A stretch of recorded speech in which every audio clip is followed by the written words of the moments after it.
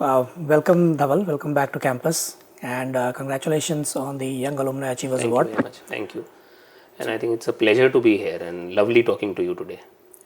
So, what does the award mean to you? What does this recognition particularly mean to you? I agree, it means a lot to me, especially because I remember that in my IAS interview, they asked me that why are you going for IAS after the IIMA management degree? And I had thought that this is the best use of management education which I can put to. And that I kind of stands validated today because I'm getting this award, and it is not just about getting the award, it is the kind of responsibility which now further is created on me in terms of the hard work which I need to put in now, continue to put in the zeal which I have been putting. So it means a lot because it motivates me in that direction. Personally, I feel recognition as an IAS officer is not something which I would describe this award personally for, but this recognition means a lot to me from the point of view that, as I was discussing with a lot of my friends, that government or public services agencies, they don't really come for placement talks or getting the students attracted towards public services. So these are avenues which basically market to the coming batches, coming generations, that okay, public services is also a career path which we can take. So I think this award in a way helps build that trust in people that okay, yes, this is a career path which we can also take. So I think that recognition means a lot for me personally. And it's very interesting and very heartening to see that you have not really passed out very long ago. It's very recently that you passed out, and very happy to see that people as young as you are getting to that stage where you're achieving a lot. And you just went out very recently. So, did you get a chance to come back to campus in between some time? Were you able to come back and visit? I have been. I have been to campus. I have not told anybody, but I'll tell you the story that I was working in Delhi for some assignment, and I used to come to Ahmedabad for some work. So every time I came to Ahmedabad, I made it a point that I'll come to campus. I had that old PGP card, the white blue one. I used to show it at the gate that I am an alumni, and that time the security was slightly easy on us, and they used to allow us inside. I used to take off my shoes, walk on the green grass across my dorm, D12, right between 312 and the gym, come to the placement office, click a few pictures, sometimes even eat in the mess. So I used to like that, but I never told anybody, none of the faculty, none of the PGP staff. But yes, I've been to campus, and it always brought me back to the memories I had. So it was lovely to be here always. Yeah, since you mentioned memories, what were some of your fondest memories? Some of the things that remember even now, and maybe would like to do again, or you think about when you are at home and not thinking about work.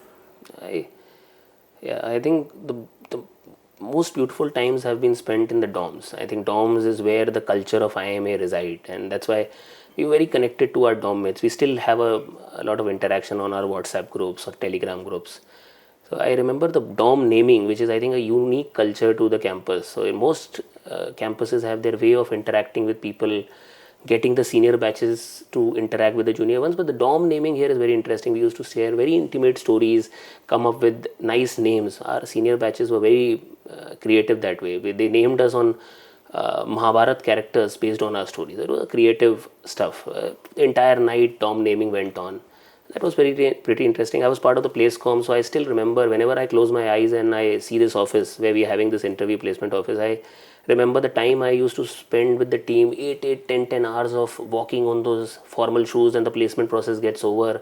You sit in a room, you are having cold coffee, the spring rolls of the IMDC canteen, and we are just laughing, giving high fives, having fun. Those things will always stay with me. I'll tell you a thing which is coming to my mind at this point of time, that I was one of the negos. Like, we used to negotiate for offers. So our job was to basically, when the placement is over, escort the company out.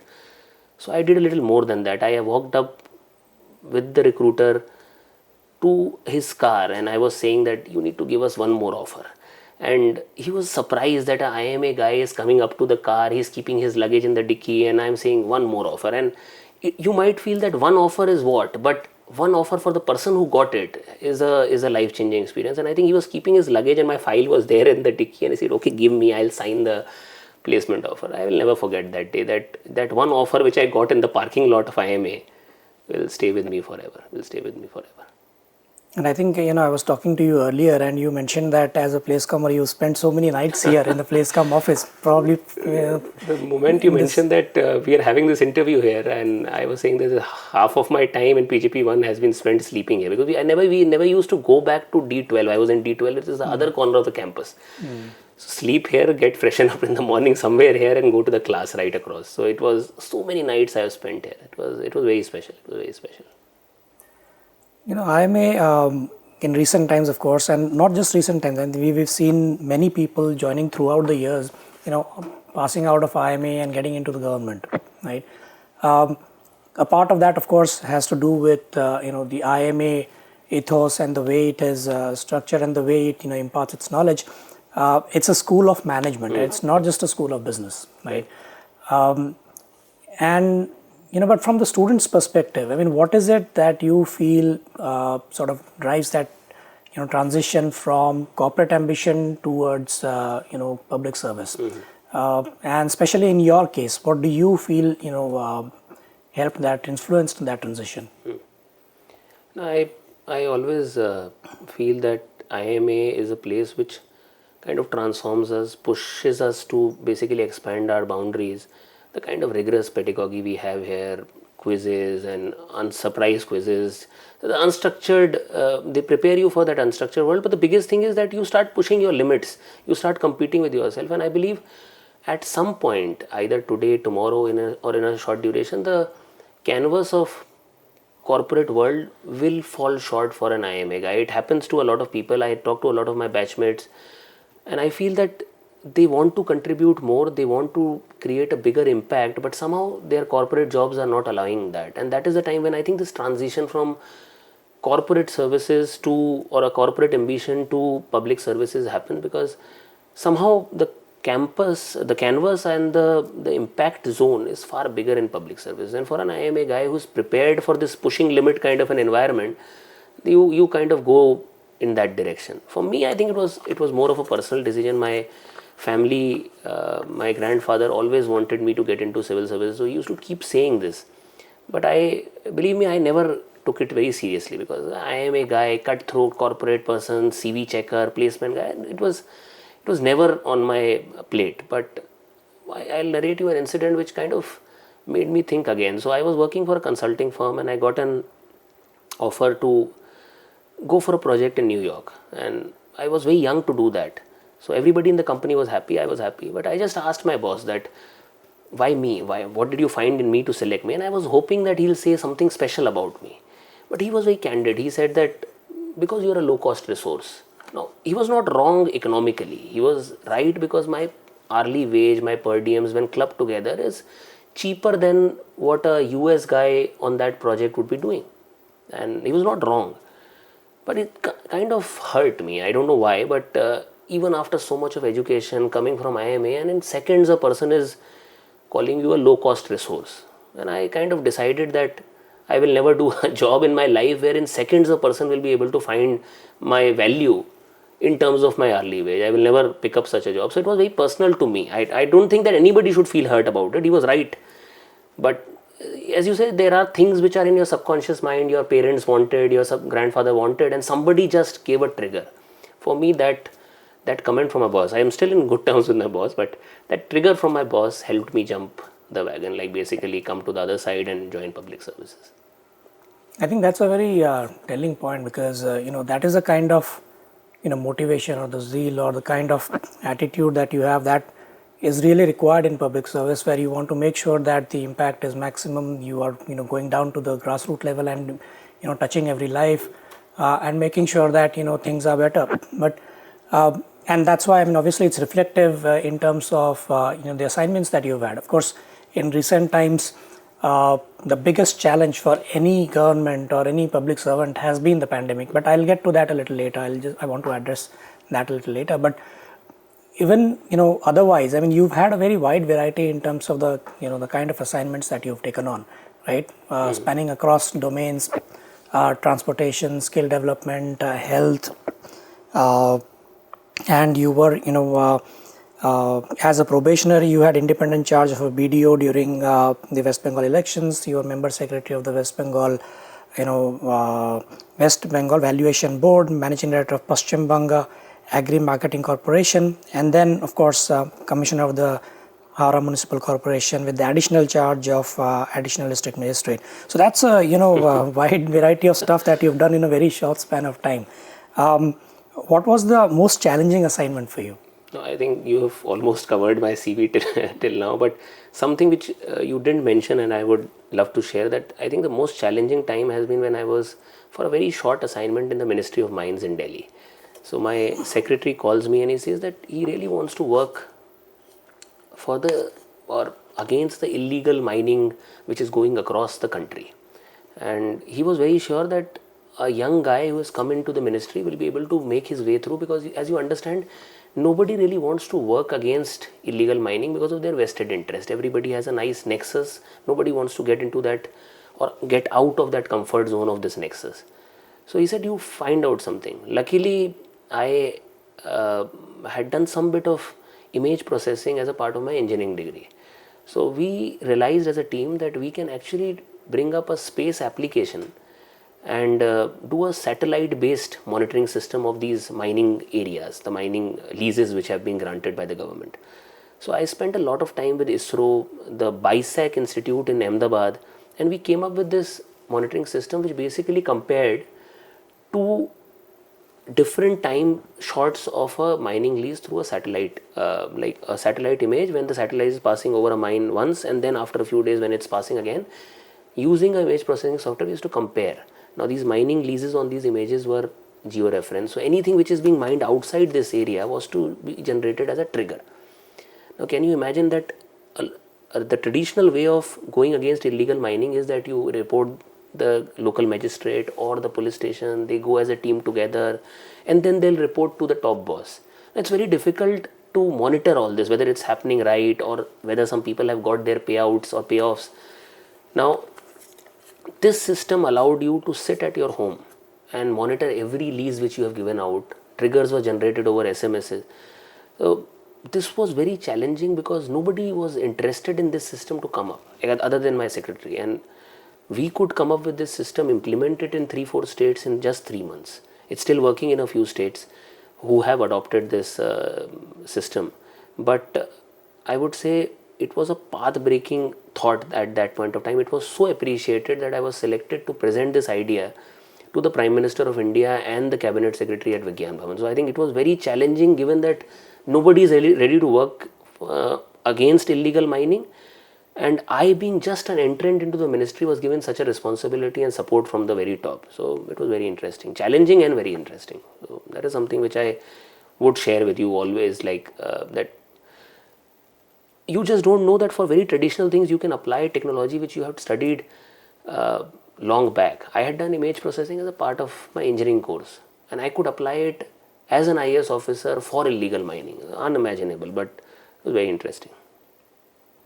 Very nice. That's a very innovative way of looking at a problem and applying a solution, which I think there are of course a lot of people who walked down that path and looked at that same technology, but probably very few may have thought of applying that in this context, right? So that's really interesting. But coming back to the pandemic, I mean, there are many initiatives that you took, which of course helped contain the spread of the virus in the region, in Howrah and surrounding regions. Is there something in particular that that stands out? I mean, of course, the enormity of the challenge is unimaginable, and of course the transmissibility of COVID also makes it much more difficult, because you can't really put boundaries or borders around it, and it'll just spread anyway. So what are the measures that you took specifically? What were the specific challenges that you faced? And of course, this is a human tragedy, right? It's a deeply human tragedy where you impact a lot of people get affected, livelihoods and lives get shattered. Are there any specific examples that you would like to share with your human touch points of while tackling this challenge? It was a very tough time. While you were speaking about it, these memories were going on in my head, especially the time when it began, like when we had no idea what we are facing. And I remember the first lockdown, everything is closed, and I was just given the charge at that point of time of the municipal commissioner of Howrah. And as a municipal commissioner, as you understand, Howrah is a extremely congested place. I think one of the most congested cities in India, 24,000 people per square kilometer. And a pandemic has struck, which is transmissible, as you said, and everybody is inside their homes, or we need to keep them inside their homes. And the first COVID death takes place, and we don't know what to do, because this is the first time somebody would be cremating a person who was COVID affected. Nobody is wanting to even go near the body. And at this time, I realized that generally the government machinery is considered to be the first responding machinery in the country. But how should I motivate the people who work for me? Because I am telling the citizen of the country to be inside, while these are also people who stay with their families. These are people who don't want to come out. They are also fearing their life. And not every person is as motivated as our armed forces. They are just regular government employees. To motivate them to come out and provide these basic civic services like ambulances, hearse vans, crematoriums was, I think, the biggest challenge I have faced. And I don't know whether any kind of an OB course at IIMA would have helped me, but I realized that I need to reach out to these people. So I remember that we had to cremate this body, and the crematorium operators, the hearse van operators, the ambulance operators were not wanting to work. So I started visiting their homes, sitting with their families, make them feel special about how we are contributing to the nation. And when you speak this in front of their family, it creates an additional onus on them that yes, see, the municipal commissioner has himself come and he's talking to my family, to me, how important my job is. And I had to at times motivate them by saying that not every person who is not wearing a uniform is actually contributing to the nation. So you have to understand that you have to come out. People look up to you. And I remember the first cremation, I had to myself go to the crematorium. We were all dead scared. Believe me, even I was having this fear. My wife was scared that where are you going? And just to motivate the staff, I had to be there at the crematorium. They were working. And then when the cremation was about to begin, I called the family of this first COVID patient. And I said that if you want to come over and pay the last respects, we'll allow that to you. And you can see the body from a distance and you can come over. And I remember the person on the other end of the phone said that, no, we don't want to come. You go ahead with the cremation. And can you believe it? We always say that blood is thicker than water. And in this scenario, the family is not even wanting to touch the body, come near the body, see the cremation. And these are people who are paid 8,000, 9,000 rupees a month. And they are pulling bodies out of the ambulance, pushing them inside the crematorium, and with all dignity, they are providing the last respects to a body. Now, I think motivating these frontline staff to do their work, and in a way, these people were invisible to me. Believe me, our hierarchy is such that the lowest paid employee just gets missed out in the entire scheme of things. But these frontline people, now I know, are the most important cogs in the wheel of municipal services, and they need to be respected for it. And getting them into the front line back again, I think would have been the most challenging piece of work which I did during the COVID. So I still remember, and I feel emotional about that night when we called the family and they said we don't want to come and see the body. So it was surprising. And that is a very strong leadership trait, of course, like going down to the the grassroots person and the frontline workers. I think obviously that was a need of the hour, but having to do that and going down there and meeting their families, I think that's a very strong indication of good leadership, and of course crisis management and the things. But I think that is probably part of the the reason why you were selected as, I mean, obviously this happened in 2019, but these traits that were there in you, right? So I'm talking about the international leadership program in the US, right? And you were the only representative from India to be selected for that. Though it happened in 2019, I am sure these traits are there in you that you have to make sure that you are catering to the frontline workers as well, in terms of making sure that their esteem is taken care of, they are made to feel important, and they are extremely important part of the system. So what was that program about, the international leadership program in the US? How did that come about, and what was the experience like there? It was fantastic. So International Visitors Leadership Program is the most prestigious exchange program of the US government. And the funny part of the program is that you cannot apply for the program. You have to be selected by the US embassies around the world or the consulates in the cities. So you cannot apply for this program. They select you. And you don't know the reason why they have selected you.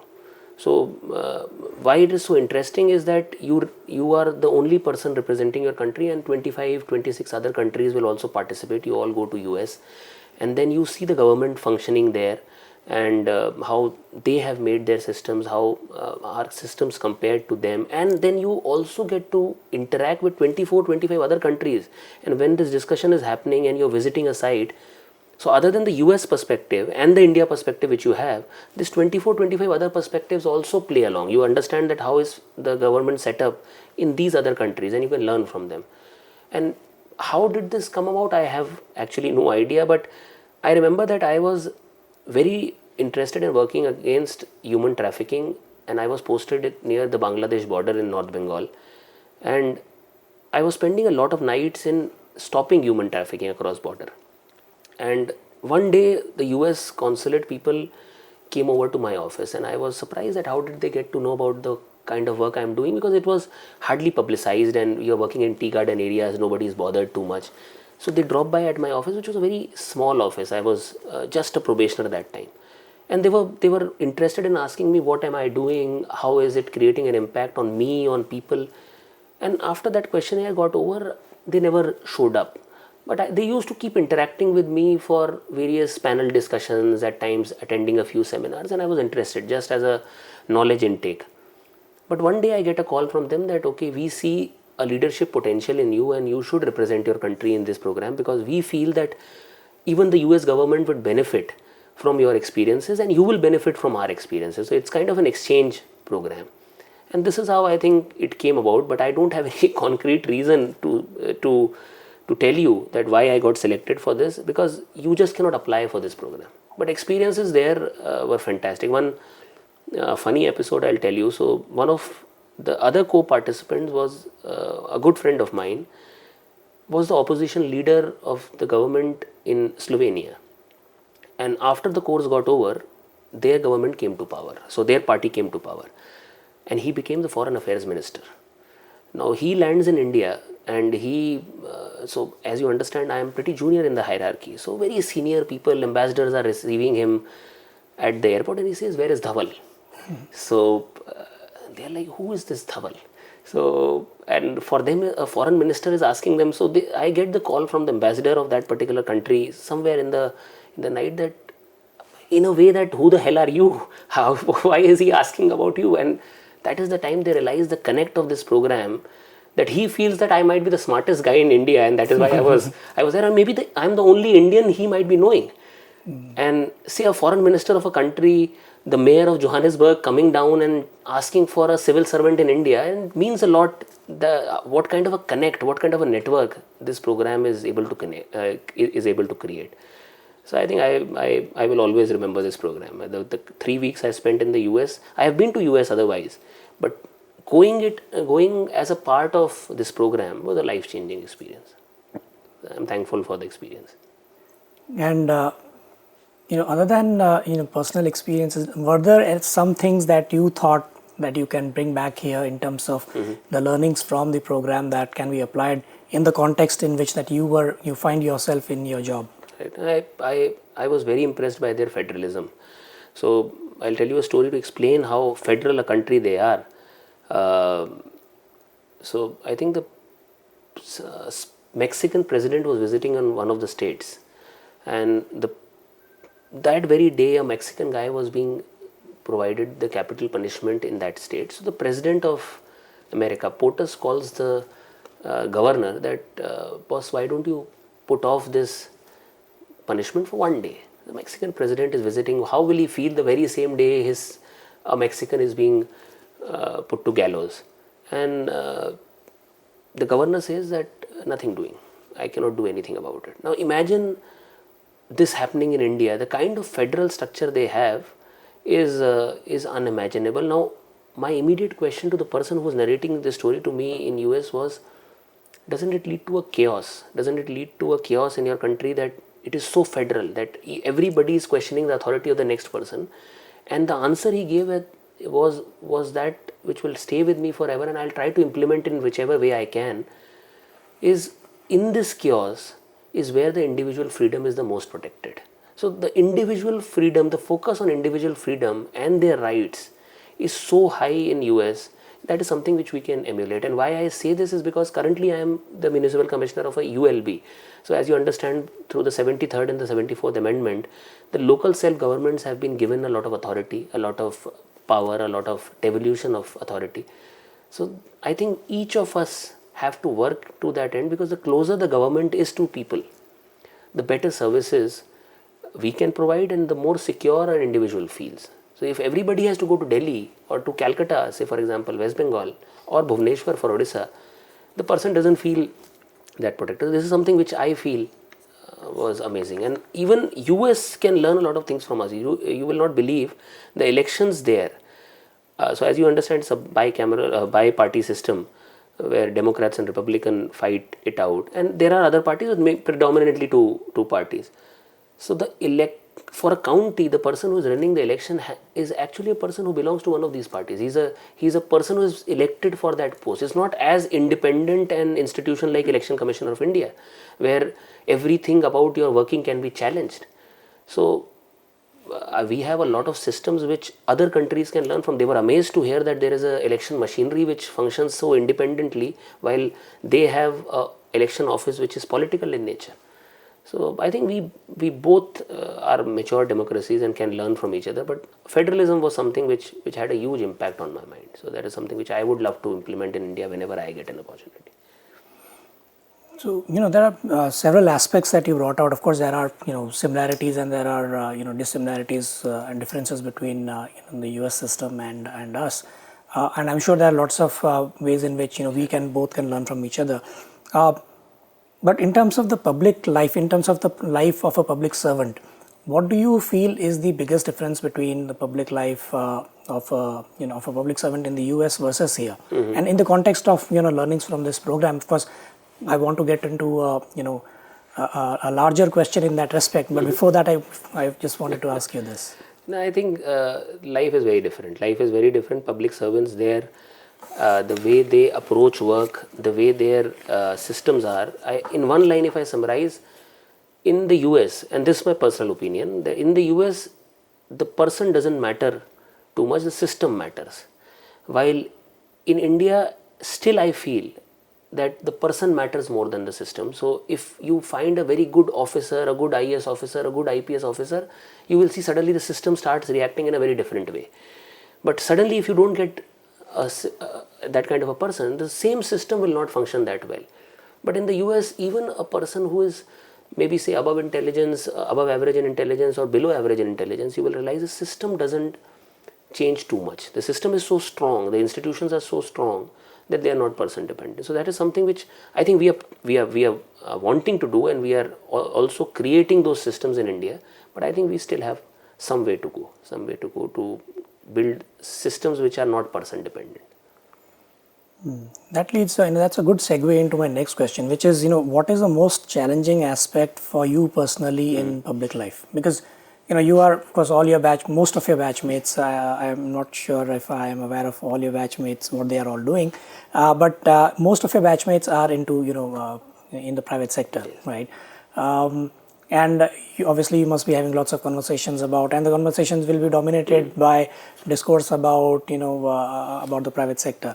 But what do you see personally as the most challenging aspect of public life, which is, the most meaningful for you, as well as, that creates, a biggest differentiation between private sector and public sector, saying that, oh, this is why I'm here.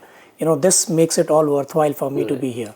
Right? No, I completely agree with you that the life in public sector versus The private sector is quite different, and one of the biggest challenges, or I don't know whether we can call it challenge, but the biggest difference is that, and I'm kind of harping on from my earlier answer, is that you have to segregate yourself or differentiate yourself from the work which you are doing. So I would say that if you will see a lot of bureaucrats, you will see a lot of people in public life who are running these extremely followed social media accounts. They are big celebrities in their own right.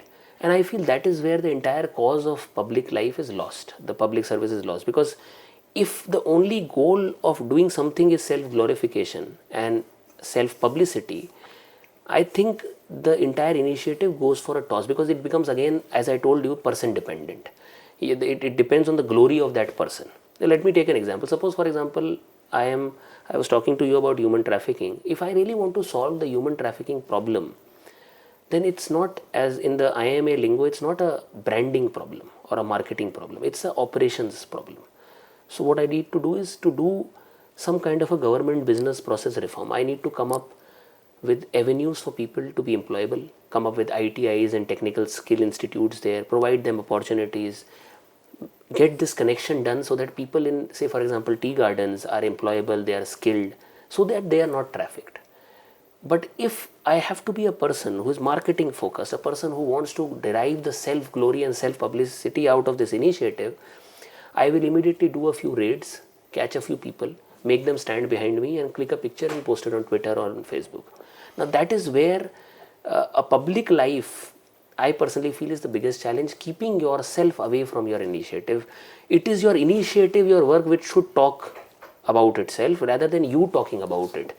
And that is where I feel that the system should prevail over the person. And in the private sector, I still feel at times your individual glory, say for example, if you are a extremely popular person on the board of a company, the valuation of the company, the attraction to the investors matters a lot. But I think a lot of people in public service are running a similar kind of a show, and I don't think that is required. And it's a big challenge, because at times my family also suffers out of it, that you are hardly visible on the social media, you don't want to post pictures about what you're doing. And I always say that I want to keep myself away from the work I'm doing. My work should speak, I should not speak about the work. So that is something, I think, which I personally feel is the biggest challenge of public life. And in your short span of the public life, I think you've already done a lot, right, in terms of a variety of things. And what do you think is your most, satisfying accomplishment? I can talk about a lot of work which I have done, but something which I still feel is closest to my heart is getting the President's Gold Medal from late Pranab Mukherjee. When he came down to the academy to just give this medal, and it's not easy to get the President Gold Medal because you are competing against the entire civil services batch, and not just in academics. You have to be good with your rural assignments, your urban assignments, your extracurricular activities, your sports activity. But other than that, why this award is special to me is that I don't know whether I've told you about my father. He's an alpha male kind of a North Indian father. You will hardly see him smile. He's strict to the core. He hardly attended any of my parent-teacher meetings or convocations. So now when this convocation in the Mussoorie Academy is due, we are not aware that we'll get any award or not, because it is announced right on the stage by the president himself. So I tell him that some kind of a convocation is happening. Why don't you come? And if you don't want to come, that's also is fine. So he says that I have already booked my ticket. I am surprised that this man is he's so interested in coming over. I'm slightly scared because I know that I'll not get anything and he will be disappointed. So both my parents come over, but because the size of the auditorium there and the big batch, they say that only one of the parent can stay in the auditorium.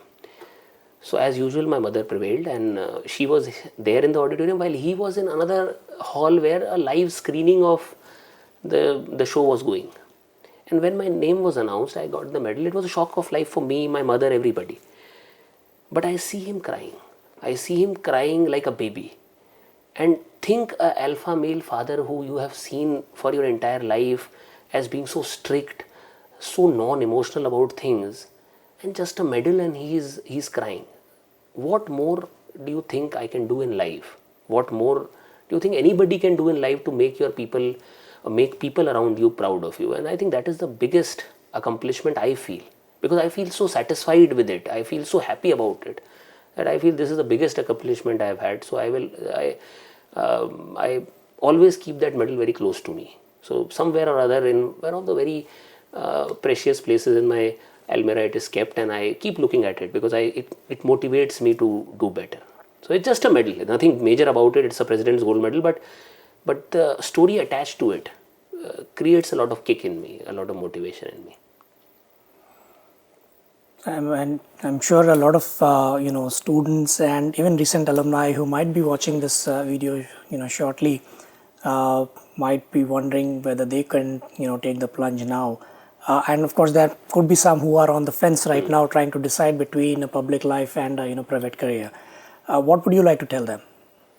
I think it's a difficult decision. It's not easy, especially if you are a IIMA pass out. The kind of peer pressure you have with your friends seeing you grow, you see your friends working in different areas. So it's not easy to take the plunge. But I think the only reason a person sits on the fence, I think, is the bottom line is money. Because you're too scared that in public life your salaries might not be as high. The kind of you're not working in the best of the metros, you're working in slightly rural areas of the country.